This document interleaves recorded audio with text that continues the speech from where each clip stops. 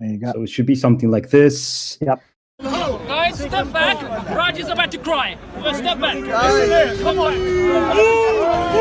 Let me just say something. We're not having Syria in this country. British Speaker's Corner is not going to be under Sharia. Never. Never. Never. We're not paying that bullshit. Jizya. You're mad. You're mad. You're mad. This one will rate you. We're not having Sharia in Speaker's Corner. Hear me. We're not having Sharia in Speaker's Corner. People don't bully everyone. This one seeking. All right, so he's the one-man army. I mean, he knows what jizya is. So when I say jizya, I'm going to try to introduce it according to Islamic sources. الله أكبر. جهاد الطلب أنك أنت تجاهد تطلب الكفار حتى تفتح بلادهم الكفار وتدخلهم بالإسلام وإذا أبوا الإسلام يؤمرون بالجزية وإن أبوا أن يعطوا الجزية قتلوا. So I have Quran 9:29 in front of me here, two translations, just to make sure that people see that it's basically saying the same thing. So the first thing it's saying here, according to the Noble Quran, Hilali and Khan translation, it's saying the following: you fight those who do not believe in Allah. The first thing that you see here is you fight them based on their disbelief. Surah 9 verse 29. So when you read a verse like this, according to David, which teaches to fight against disbelievers, well, Islam looks aggressive, Islam looks violent. And I actually looked up that verse, and I'd like to read for it to you, and let me tell you what it really says here. It says, and fight those who believe not in Allah in the last day. Hold on a second. This must be some mistake here. I think this is just a typo, I think. Let me check it out. I actually have a Quran. Let me check it up on my Quran. This is obviously a typo. We're going to get down to the bottom of this. All right. David, it doesn't say that. It says fight those who believe not in Allah in the last day.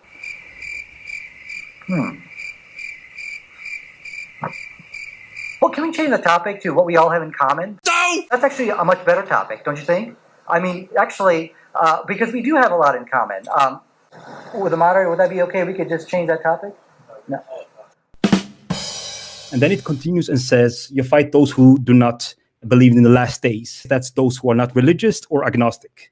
And the third type of people you fight are basically those who do not submit to Islamic law. And they have a fourth type, which are the people of the book who reject Islam, and they're called Jews, Christians. It's also Sabians and Zoroastrians. And you fight them until they pay money. Jizya is basically like a tax, but it's more than just money. You got to make sure that they feel subdued. That is very important. Next slide. Some people ask, like, how much tax is it? Even sometimes you'll hear Muslims say, hey, non-Muslims, they pay less tax than us, so it's quite fair. It's not really that clear. Scholar says that, it should be a certain amount of gold. It's not really clear how much you should pay. But according to this hadith here, you see that the Jews have to pay half of their fruits. I'll just read this one. So Allah's Messenger intended to expel the Jews, but they requested him to let them stay there on the condition that they would do the labor and get half of the fruit. Before I go on and tell you what jizya is, it's not just money. Remember that. You have to make sure that they feel subdued. You'll see a Muslim here who says that jizya is so beautiful. He'll present the Disney version of what jizya is. He said, America should impose jizya on Muslims. I do want you to see this. And jizya is taken from non-Muslims. Allah said in the Quran, in Surah Tawbah, Surah number 9, Ayat number 29, that fight those who do not believe in Allah and last day till they humble themselves. And if they do not revert to Islam, collect jizya from them. The non-Muslims, unfortunately, they misquote this ayat, misrepresent this ayat as a very barbaric law from the Muslim community or the Sharia over the non-Muslims. I request the non-Muslim governments today to implement upon the Muslim communities in the region the concept of jizya for us, and you see how different it is. All right, so if we would take what he says seriously, then we got to implement jizya according to what Muhammad said, not your Disney version. So let's find out what jizya is according to Islam. So those who are paying jizya, they are called dhimmis. So it's a status in society where you are Muslim, not to say that you're a protected person. The original status of the Kafir for the Muslim, as Rasulullah said, he said the life, the wealth and the property of the kuffar, it has no sanctity. Meaning I can take him out whenever I feel to. Unless he has aqd al-amana, a covenant of security, a treaty Those who are offered to pay the jizya are Jews, Christians, Zoroastrians, and Sabians. The rest just get Islam or the sword, which includes atheists, agnostics, and so on. What we have seen in history is that they have made an exception for Sikhs and Hindus. But Hindus especially believes in many God. They are called polytheists, and they are considered extra filthy. Normally, they only have two options, Islam or the sword. But we have seen through history that they have had the option. But that's un-Islamic. And that is probably because of financial reasons. They would rather have people pay money instead of converting to Islam. When Muslims came over to India, the slaughter of a Hindu is nothing like you have seen in history. We're talking about over 150 million people slaughtered by the Muslims' hand. They were slaughtering, raping, pillaging, enslaving. It's disgusting. They colonized India for 800 years. And the Sikh has also suffered under Islam. So if you only think that this is part of history, you're dead wrong. So here you have the Taliban's asking the non-Muslims to wear a badge to identify them as a non-Muslims. And if they are identified as non-Muslims, then anyone on the street can push them, spit on them, mistreat them. They're easy to spot. So harassing people and mistreating them on the street based on their disbelief is part of Islamic way. So as you can see here in this report, you can see that Muhammad said that whoever you meet on the streets, the Jews or Christians, then you push them to the narrowest portion. You force them basically, you mistreat them. And if you go further down in this report, you see that Muslims are ordered to humiliate them. Do I need to say anything more? Evil. And here's another article where you can see that the Hindus are asked by the Taliban's to put on basically a sign on your clothes that you are a non-Muslim. This is from 2001, so it's modern history. How evil isn't this cult? They claim that they are protected. Who are they protected from? So if you would compare that to the mafia coming to your restaurant, right? And they say basically, you pay us this money and we will protect you. And the question is, hey, who are you protecting us from? Well, if you don't pay it, but we're going to kill you. So it's extortion money. And we merchants have found you really should have some round-the-clock security here. Isn't that what the police are for? They do their best, but they got their hands full. Your weekly dues to us will give you all the supplemental safety net you'll ever need. I can't authorize anything like that. It'd have to go through corporate in Seattle. We merchants prefer to deal on a personal, one-on-one basis. I don't have any discretionary funds. It's got to go through corporate.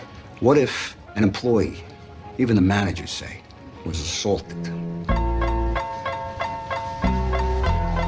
Islam is peace. If you would compare this to other societies, if you go back to 1994, I think, in South Africa, you had apartheid, where you had different rules for different people. So I just have one pamphlet. It should be from that time, where you had, for example, here, no African may buy land and own property anywhere in the republic. So here you see you have different rules for different people based on different categories. That is jizya for you guys. Let's continue. What is the purpose of jizya according to Islamic scripture? Well, I'm going to show you here what I found. So according to Quran 9:29, it says here, you fight them until they pay the jizya with willing submission and feel them as subdued. So submission is very important. Another hadith here you see, according to Muwatta Malik, zakat is a tax for Muslims, is imposed on the Muslim to purify them and to be given back to the poor. And by the way, it's only poor that are Muslims. And I have other hadiths if you guys want to see this. But let's continue.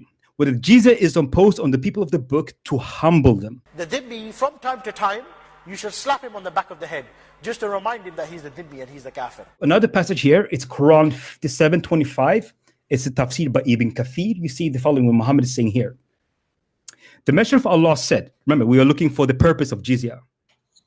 The Messenger of Allah said, I was sent with the sword before the hour, basically before the judgment day, so that Allah will be worshipped alone without partners. My provision was placed under the shadow of the spear. And those who defy it, basically those who don't want to be Muslims, or are Muslims and are basically Coca-Cola light Muslims,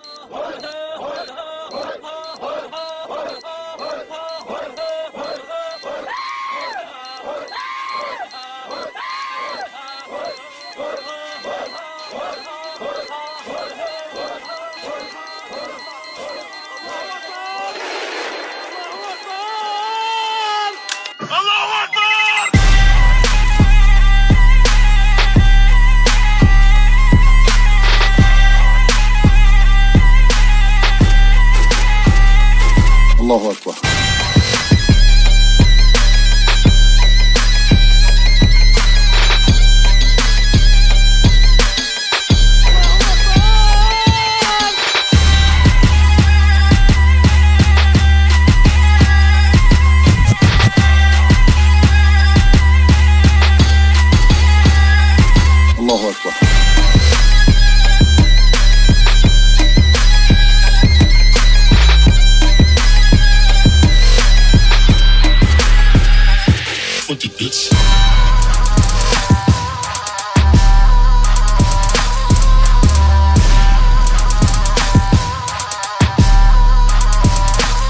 Allahu Akbar.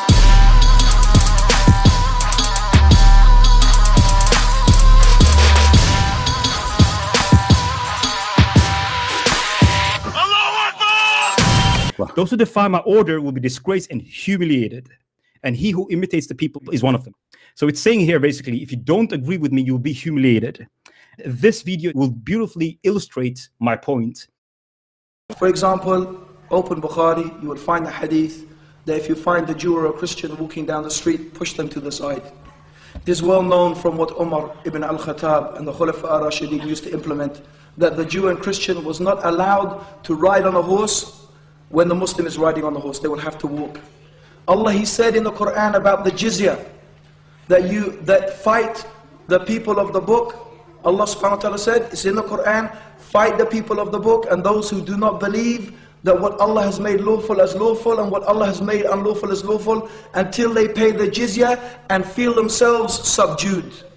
The purpose of the jizya is to make the Jew and the Christian know that they are inferior and subjugated to Islam. Okay? In the Muslim state, although the Jew and Christian is free to practice their religion, this is allowed, but they cannot display their cross. And even in the time of Umar, they were not allowed to reconstruct or construct new churches. All of this is to create an atmosphere where it is encouraging the people to come to Iman and Islam. Yeah, I like it. So as you heard, all of this is to create a climate for people to say, hey, this is not worth it. All right? So let's now find out what Muhammad himself said. Is the sound working, by the way? Yeah, it's all going well. I just want to add, I love how he said, use the word encouraging. Can you guys hear me? Yes, we can hear you. Can you hear us? Like, instead of saying forcing them, he say encourage them. Yes, yeah, I think it's right. That is new Islamic newspeak. Yeah.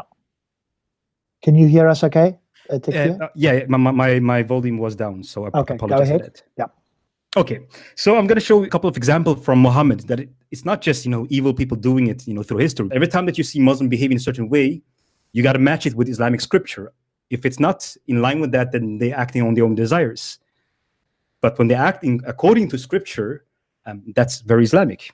So in Tirmidhi, volume 3, book 19, hadith 1602, Muhammad is saying the following. The Messenger of Allah said, do not precede the Jews and Christians with a salam. Salam is another word for say, hello, peace be upon you. So don't say that. But if you meet them in the path, basically on the road, you got to force them to the narrow portion. You got to push them. This is every commuter's worst nightmare.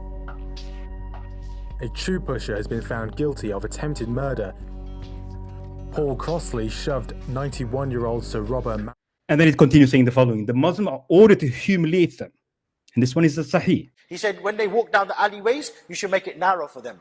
And when they walk, they have to walk on the same side of the road as the animals. Another example, Sahih Muslim 1942-94. Fight in the name of Allah, and fight those who disbelieve in Allah, and make a holy war. And if you just go down in the hadith, it say the following. Here's the step how to do it. First, you invite them to accept Islam. And before I continue here, you got to know that the first generation Muslims, they went from Saudi Arabia, Mecca, Medina, up to Syria. They invaded Iraq, Jerusalem, Lebanon, Egypt, Libya, Morocco. Spain was a little later. It was around 50 years later. They went to Iran, Afghanistan. This is the first generation Muslims, So this is how they spread the faith. They took this sword and says, either you do the following here. So you invite them to accept Islam. First point. If they respond to that, then you accept it from them and you desist from fighting them. Point number 2. If they refuse to accept Islam, you demand from them jizya. So here you're saying to them, like the mafia is saying to restaurant owner, hey, you join us, or we take money from you, or we're going to kill you. And here comes the third step. If they refuse to pay the tax, they seek Allah's help and fight them. And this Sahih Muslim, as you see the source. Islam, Jizya, فاستعن بالله وقاتلهم بدون ما يقاتلوك قاتلهم فاستعن بالله وقاتلهم فليسمعها العلماء فاستعن بالله وقاتلهم متى؟ عندما يقاتلونك؟ لا، عندما يرفضون عندما يرفضون دخول الإسلام ويرفضون دخول تطبيق دفع الجزية. Another example from Muhammad. Do not even eat with them. He's talking about disbelievers. Abu Sayyid narrated that Allah's Messenger said, do not accompany except with the believers. So do not engage with them unless they are Muslims, and do not serve your food and accept to one with taqwa. And taqwa is piety. Basically, you try to spread Islam and talk about Allah. So that's one way of proselytizing. And this one is Sahih. Here's another one. This one is Hassan. The Prophet says, associate only with the believers and let only God-fearing man eat your meals. Humiliate the Kafir. What do you mean humiliate the Kafir? Like I said, you never look up to him. You always look down to him. You look down to him like that. Hello, can I help you down there? Al-Islam ya'lu wa la yu'la alayh. Islam is superior and it could never be surpassed. Because the Tawheed, it will always elevate you. Yeah? And this is why Al-Faruq, he said, Nahnu qawman. Nahnu qawman a'izz Allah wal Islam. He said, we are a qawm who Allah, he dignified us with Islam. That's why you always walk with your head up high. Not with takabbur, with arrogancy. Yeah, I'm like this. No. But this type of takabbur is allowed. To be proud that you are Muslim. Yes, I worship Allah the highest. Look at you. He worships the ants. He's worshipping the rats. This one, he worships his private parts. This one, he's a monkey worshipper, cow worshipper. Oh, he's having a shower, with underneath Hogubugu, whatever his name is, or some stupid animal like that. Nahnu qawman, he said, Nahnu qawman. We are qawm who Allah dignified us via Islam, and the kufr, it would humiliate anybody. So to dishonor. So never give your food to any kafir. I never give my food to any kafir. That's right. I had some Takkans, they will come to work for me a couple of months ago. They're going to be coming, some new ones are coming now to work for me soon. We're going to pick them up for about 20 quid a day. Yeah? They came to work for me. And they were in the garden. I don't know if I none of my food. I sat there in my kitchen. I was eating my chande masala and my rice masala. You get the point, right? I think Islam hates us. So you got to make sure that you humiliate them. But also in the eye of the law, it says the following here. If a Muslim do a crime against non-Muslim, they will not have the same punishment as if a non-Muslim does it to a Muslim. And here's an example here. The judgment that no Muslim should be killed for, equality in punishment, for killing a Kafir, non-Muslim. It's apartheid, basically, based on their disbelief. Here's another one by Abu Dawood saying that the value of blood money is if you kill someone, then the victim family has the opportunity to say, here, either we get money for you for killing our family members, or you're going to have the equal punishment. So the punishment or the blood money for killing disbelievers, can read the last sentence, it's only half as for a Muslim. So it's not equal in the eye of the law. You don't have the same rights and the same punishments. And here's another part of Jizya that you need to know. Disbelievers have to make sure that they have one way to show to the Muslim that they are not Muslims. One way to do that is to wear a belt. And that belt is to show the Muslims that, hey, he's not one of us. We can degrade him and we can make sure that we can mistreat him. And that reminds me of something else in history, in modern history, actually.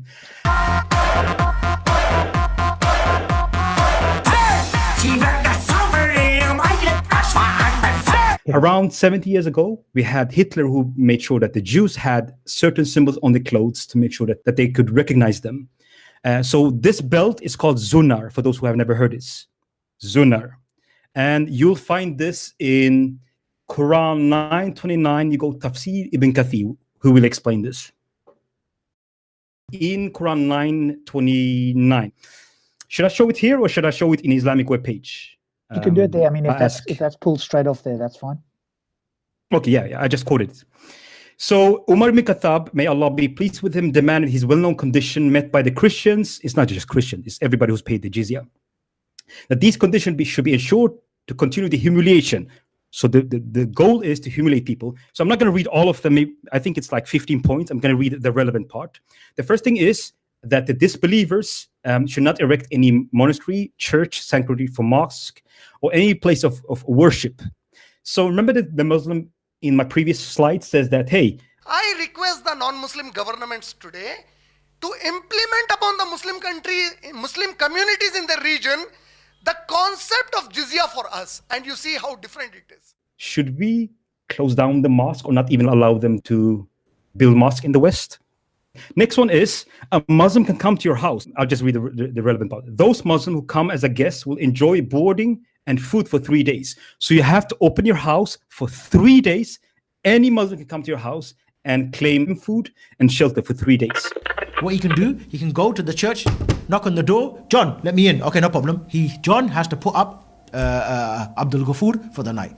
Abdul Ghafur with his big belly, having his nice kebab. John has to open up the church and he has to go there and sleep there nice and comfortable and say, all right, John, thank you, and then carry on going early in the morning. Which wife is going to live with John under that type of circumstances? What kind of dishonoring is this for me to live with John and Abdul Ghafur comes every Friday night and sleeps in our bed as well? Of course. Because sunnah is to look after the guest, innit? I can't make you sleep on my floor if you can't. You're a Muslim, by the way. So what about when Abdul Ghafur goes to John's house? John, sleep on the floor, and I'll sleep on the bed. What's gonna happen? Tracy's gonna be on the floor thinking, my husband, he's got a forehead shaved, and this one, look to this one, Khatab, mashallah. Which one's more attractive? We're not gay, but I'm just saying. Next point, number 5. We respect Muslims, and you got to move from your places where you sit in if they choose to sit in them. So basically, a non-Muslim have to stand up, give away his seat to a Muslim. And number 8, you have to make sure that you are identified. I told you about the belt, but it's even more than that. Here it is. We will have the front of our hair cut. So you got to cut the front of your hair to make sure that your look is in a way that it is degrading, but also other people should recognize you. And you have to wear customary clothes where we are. You got to wear the belts around your waist. That is the sunnah I told you about. The clothing that they wear is different from the Muslims. We wear the best qameez, the best atar. He wears like a red headband or like a string around his waist to distinguish himself. Al-Faruq, he said the Kafir, he used to have his forehead shaved and the rest of his head, it remains, the rest of his hair, it remains intact. The Muslim, he rides the horse like this. Kafir, he can't ride that. The Kafir, he has to ride the donkey sideways like that, like the woman. You see? So this is like a form of peer pressure in a way for him to conform to the Islamic way of life. Because his son will come to me and says, Daddy, why do the Muslims walk like this? And why do you have to walk like this, like humble, like that? Why do the Muslims ride a horse like that? Why do you ride like that? Daddy, why you got a string around your neck? Daddy, why you got your forehead shaved? Either the father will become Muslim, or the son will become Muslim, or they both become Muslim. The last point here is, you'll see jizya being implemented today here. I mean, I'll show it when ISIS did it. I think that's fine. Okay. So this is from 2014. ISIS are just being loyal to the text. This BBC, this is as mainstream as you can get. And here is the relevant part. Actually. Sorry? They're quite left-wing in this country, so they're quite yeah. So they talk about the churches not allowed to be renovated and so on. But let's go to the relevant part. So the statement said that the group had to meet Christian representative and offer them 3 choices, just like Muhammad said. And they have to convert to Islam, accept ISIS condition, basically jizya, and live humiliating life, that, or reject that and risk to being killed. Yeah, so this is what you're having. So this is in Iraq and Syria.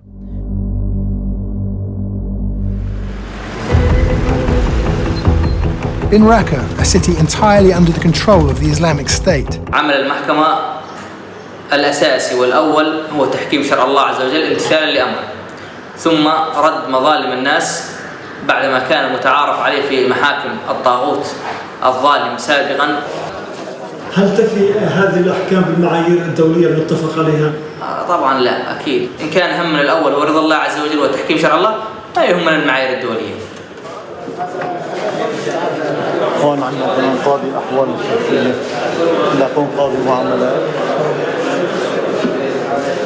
هون عندنا قاضي شؤون أهل الذمة، قاضي شؤون أهل الذمة للنصارى الموجودين. Christians, according to this senior figure, are entitled to live safely within the Islamic State, with certain provisions.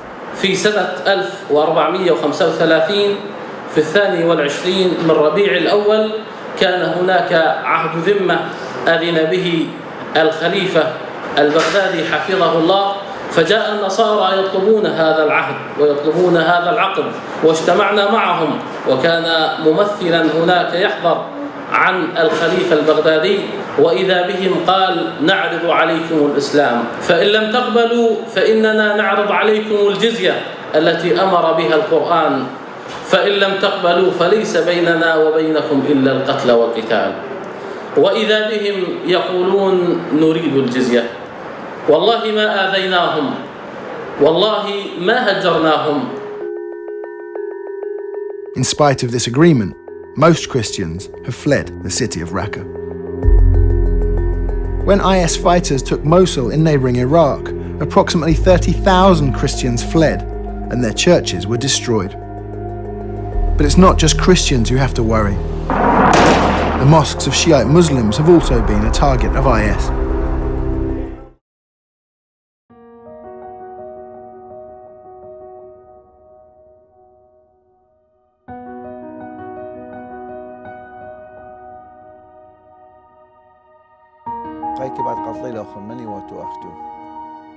سورة وأنا لك بخاز شو سورة جو العراق قتل خله ومن دي بش كبيرة ديخ سوراي بدكم لين كفار دخلوني وشدوا ايدي ورجلي وخلوا لايك بلاستر على حلقي تعذيب طبعا. اني بالذات كان يقول لي قولي الشهادة، يعني قولي أشهد لا إله إلا الله وطلعت. أنا طبعا كنت ما أقبل ما أقول.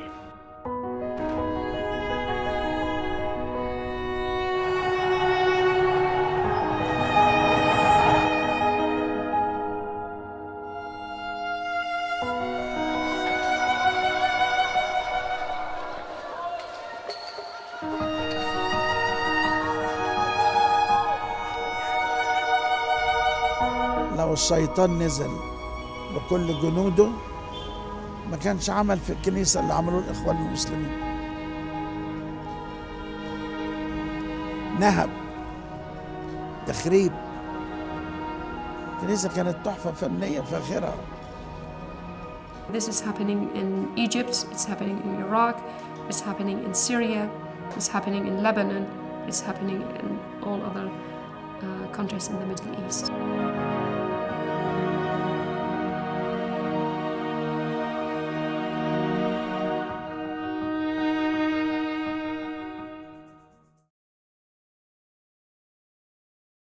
And I had another slide here showing this happening in Egypt. Muslims in southern Egypt killed 2 Christian men for failing to pay them protection money. As CBN News reported earlier, Muslims in the area are demanding that Christians pay them jizya. That's a kind of tax that Islamic law requires religious minorities to pay Muslims. But the tax is so high, many Christians simply can't afford it. The Voice of the Martyrs reports that a Muslim man demanded a Christian in a village in Asuit pay him nearly $1,500. The Christian sought help from local police, but to no avail. When he failed to come up with the money, several Muslims went to his home and shot him and his cousin to death. Pakistan. The cousin of Yashpal, who was one of the Sikh beheaded in Pakistan, claimed that the situation has become very dangerous for the Sikh community in Pakistan, adding that the Taliban keep demanding ransom and as a result their business is also suffering. And even here you see the Thomas Jefferson, the founders of America, they had to pay jizya as well. Yeah, that's all I had. Excellent, thank you so much. Was this, the Thomas Jefferson, was that when they were being attacked at Jefferson's time? I mean, I've heard that story where they were being attacked and Jefferson asked them, why are you attacking us? Is that, can I show the letter? Yeah, go ahead. Yeah. Okay, so this is the letter from Thomas Jefferson had an ambassador who were talking to, I think it was Moroccan or Algerian people, and they were like, why are you attacking us? So this is the official government webpage of America. Yes, make it a bit bigger if you can so we can see it. Here. And you can just read a little bit of that. So this is from 1786. You'll see that this is not a new phenomenon. So he's getting a letter from the ambassador of Algeria or Morocco. So this is ambassador of America, writing to the president of America, and that's Jefferson. So ambassador answered us that it was found in the laws of their prophet, that it's written in the Quran that all nations who should not acknowledge their authority were sinners. And that was in their right and duty to make war upon them wherever they could be found, and to make them slaves of all they could take as prisoners, and that every Muslim man, these Muslims, should be slain in the battle, were sure to go to paradise. Yes, that's exactly the example. I think that was Hitchens who originally gave that. That's where I originally heard it from as well. And obviously he was quoting this back in Jefferson's time, where the boats were being attacked and so forth, their merchant ships. And this was the response. Is it true then? Because Hitchens, if I remember correctly, Hitchens basically said, well, then Jefferson, went in with some force there to get rid of these guys. I don't know whether that was the first battle. That's the first Navy. That was the first battle that the US ever fought was against Muslims. Ah, okay. Interesting. Yeah, that's the first Navy. So it's not a new phenomenon.